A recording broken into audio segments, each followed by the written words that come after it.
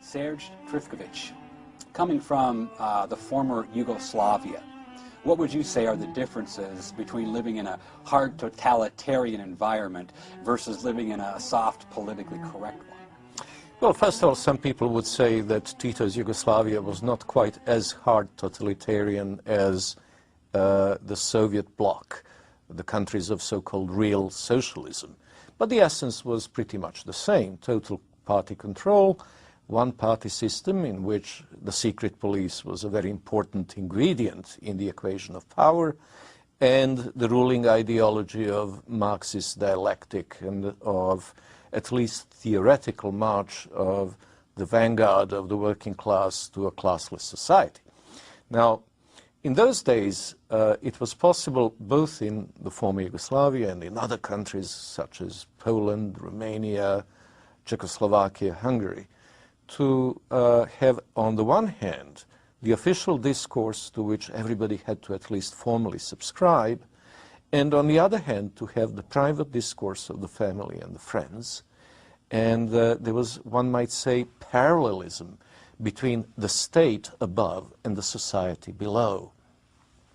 Now, in the terrorist phase of the Bolshevik Revolution, there was a deliberate and very bloody attempt to blend the two. And that was the period of Lenin's liquidation of the priests and intelligentsia, and Stalin's liquidation of the kulaks, and later on of deviants of all kinds. But by the mid-50s, and especially after Stalin's death, what we have is the settling down of a system in which it was possible, oddly enough, to be free within the circle of one's friends and family, and not to subscribe to official ideological norms wholeheartedly. You could go through the motions of display if you're obliged to do so, if you're a member of the party, if you're a part of the nomenclatura. But when push came to shove, people behind the closed doors with other people they could trust could be themselves. And then it was possible to have meaningful conversations about the politics or economy or culture or religion without the blinkers of imposed right thinking. And then it was possible to be free. Today, in the postmodern Western world, it's very hard, regardless of where you reside and what's the social circle you mix with, to exchange any meaningful thoughts on race, on immigration, on educational policy, on cultural policy, without encountering some seriously strange looks and even, stunned and uncomfortable reactions from friends and neighbors. And that's why you avoid these conversations. So in other words, in a funny way, I might say I feel less free today in my 50s in the United States than I did in my teens as a teenager in Tito's Yugoslavia, because at least with people you could trust and with people who shared the same social and cultural milieu you come from, you could share your innermost thoughts without being looked upon as an eccentric and a deviant. Of course, if the secret policeman heard you, he will look upon you as a dissident, and then it's a totally different kettle of fish. You might have some difficulties, you may be expelled from school, you may even have your telephone tapped or your passport withdrawn or whatever. But at least you could function within the perimeters of what was the society untouched by state as a free person.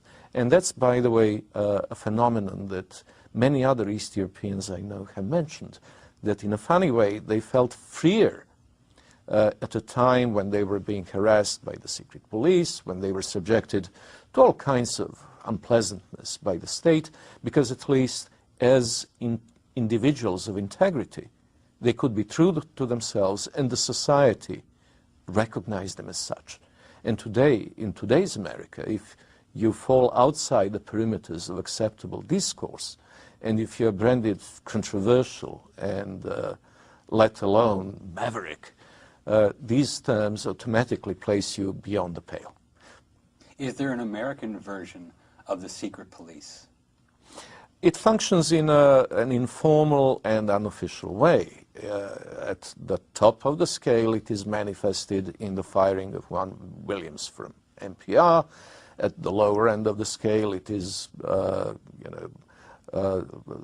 non-tenure for those associate professors who do not toe the line, non-renewals of contracts in media outlets. There is a very well-developed informal mechanism which actually has the same end result. In communism also, in the last 2 decades before Gorbachev, you were unlikely to end up in Gulag, but you were very likely, if you got on the wrong side of acceptable discourse, to lose your university position or to be forced to look for employment outside your primary area of professional expertise. And something very similar is happening in the Western world, especially in academia and the media, and of course government. And so you're saying that as far as your personal experience is concerned, you actually see parallels between what we used to consider the totalitarian Marxist Soviet Union and in our enlightened and so-called free society today. Well, actually, it's worse than that, because as a teenager back in the late 60s and the early 70s, I regarded myself as thoroughly pro-Western, and on the basis of one's image of the West as obtained through radio broadcasts and films and books, one had the notion that it was actually a society that lived on the basis of what it proclaimed to Eastern Europe to be the case. And then grasping the yawning gap between this image and the reality as it greeted me when I finally came to the West in the 70s, first as a student in Britain and then in the 80s as a journalist in Bush House in London, and then in the 90s as both a member of academia and a journalist in the United States, is pretty painful, because then you come to see that structural problems of integrity versus compliance and of freedom of thought and expression versus imposition of norms, both legal and informal, is in some ways more pernicious and more stifling in the West than it had ever been in the East. How far would you say have cultural Marxist processes advanced in the former Soviet countries? Well, it's an interesting question, because post-communist Eastern and Central Europe emerged from communism more or less unscathed when it came to the integrity of the family and to the ability of the society to function as an ordered, coherent whole. But over the past 2 decades, since the end of communism, we have seen some serious inroads by Western postmodernia into the healthy tissue of the survivors of communist experiment. And this is particularly apparent in educational reforms which are being dictated from the West. For instance, the Bologna reform of universities and various secondary and even primary education reforms advocated most notably by the Open Society Foundation of George Soros, where the emphasis is on deconstructing the classical educational model, which, by the way, the communists did not fiddle with, so that people going through high school in Eastern and Central Europe, and especially going to good universities in places like Warsaw, Moscow, St. Petersburg, Belgrade, Prague, could actually get far better education than any but the very elite institution attendees in this country, for instance. Of course, one was subjected to the rigorous ideological straitjacket when it came to sociology, when it came to modern history, when it came to political science or international relations. But you could really do your classics, or not to mention natural sciences. You could do your history harking back to, say, pre-World War I period, or you could do your literary criticism, provided that, again, it deals with topics that predate the revolutionary period of 1917, pretty much as comprehensively and even less ideologically than would be the case in the West.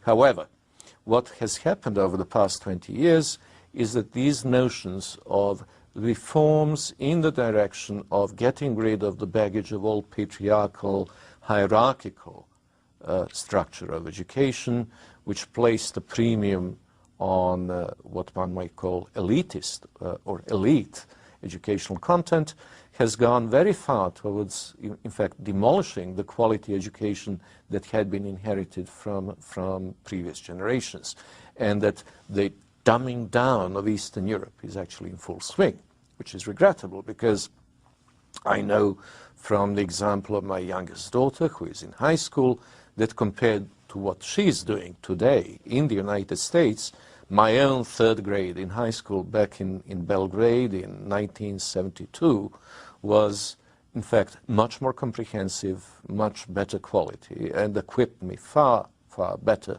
for an academic curriculum later on in life, both in Serbia and in the United Kingdom.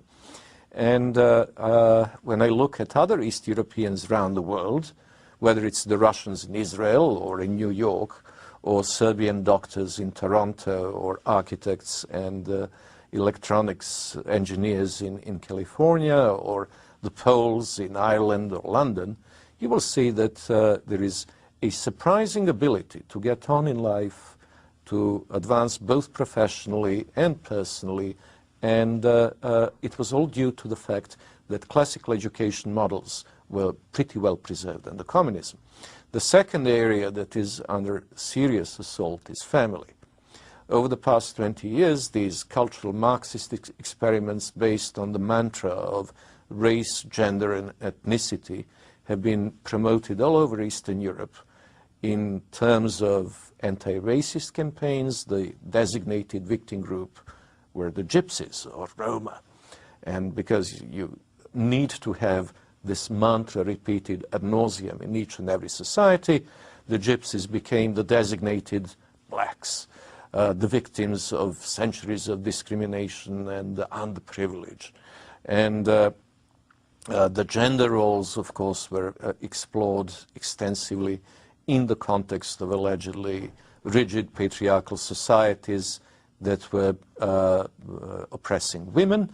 And as far as sexuality is concerned, well, the discovery of the gay oppression in Eastern Europe in the 1990s, most notably by the Open Society Institute of George Soros, has now resulted in idiosyncrasies such as the first gay pride parade in Belgrade in the second week of October of 2010, which, by the way, was attended by the U.S. Ambassador Mary Warlock, by her European Union equivalent, and praised 2 days later by Hillary Clinton on her arrival in Belgrade on a state visit. So, ridiculously enough, these cultural Marxist obsessions based on race, gender, and sexuality are in fact presented by the political class of the Western world as the way to go, as the ticket to modernity, the ticket to integration into the EU, into the Western postmodernia. And this is something that the elite classes of Eastern Europe are beginning to embrace. The people, by and large, are still resistant to it, but the elites are already bought. Do you see a similarity between American current situation? Well, the similarity is in that in both cases it is a process imposed from above. But in the United States, it has been going on for longer, and I'm afraid it has penetrated deeper. At the moment, in Eastern Europe, it is still limited to a somewhat narrow circle of the decision-making elite in academia, in the media, and in government policy. In the United States, it has penetrated 1 or 2 notches below, and there is still the pickup truck driving, hard-working nation out there, grumbling and grinning and bearing it. But the circle of people who have internalized these idiocies as a normal part of their world outlook is, I would say, much wider. What would you say to someone that says all this fancy talk, all this science is really just a cover for a deep-seated racism? Well, deep-seated racism is an ideological term devoid of any meaning. It is used whenever you want to blacken someone without entering into a serious dialogue. If you have, say, a Fox presenter who simply repeats a well-known fact that 70% of Americans don't want Ground Zero mosque, indignant women taking part in the same interview will walk away and accuse him of racism, as if stating something that is obvious but ideologically uncomfortable is in itself inherently racist. In other words, racism has become a term not only of abuse, but also a term of intellectually bankrupt abuse, because it is just like fascism. It's just like reductio ad Hitlerum, where you reduce everybody to the F word. You know, everyone who you disagree with becomes a fascist. Just as you elevate your own politically correct views to the received wisdom that is turned into the only acceptable discourse. And that, indeed, is a totalitarian trait. It started back in the 18th century when Jean-Jacques Rousseau introduced the concept of general will, volonté générale, which simply means the will of the person speaking. And likewise, today we have the will of the international community, which means the will of the White House and the State Department. And likewise, the acceptable discourse in the United States is the discourse of the person conducting the discourse. How has H.L. Mencken affected you?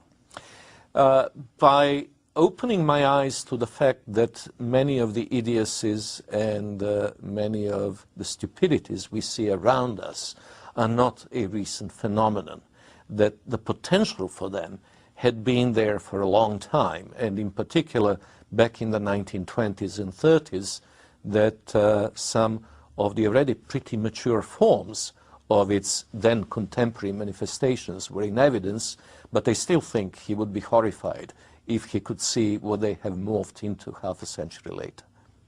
Back in the 1920s, for instance, or the 1930s, he wrote very disparagingly about the advocates of prohibition and the mindless arguments that were invoked in support of it. He also mentioned the single-mindedness with which the supporters of America's intervention in World War I were prepared to go beyond the logic and empirical evidence in pursuit of their ideological objectives. And we see something very similar today. People decide what is the desirable outcome of whatever project they're pursuing, and then they will make sure that it is reached by whatever means necessary. Whether they're illegal or unconstitutional doesn't matter.